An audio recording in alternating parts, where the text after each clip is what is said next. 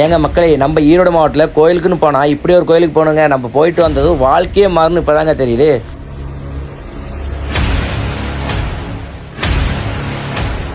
அது மட்டும் இல்லாமல் மக்களே, கிலோ கணக்கில் மிளகாயெல்லாம் யாக குண்டத்தில் போட்டு வித்தியாசமான முறையில் வேண்டுதல் இருக்கிற கோயிலை கேள்விப்பட்டிருக்கீங்களா?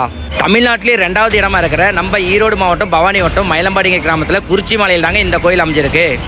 எல்லா அமாவாசைக்கும் சாயந்தரம் 5 மணிக்கு இந்த மிளகாய் யாத்திரை நடக்குங்க.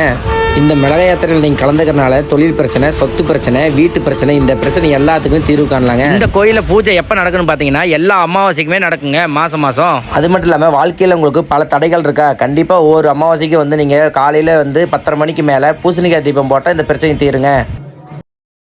அது மட்டும் இல்லாமல் முக்கியமான விஷயங்க, உங்களுக்கு குழந்தை இல்லை அப்படின்னா நீங்கள் வாரந்தோறும் ஞாயிற்றுக்கிழமை இங்கே வந்தால் அருள்வாக்கு சொல்கிறாங்க.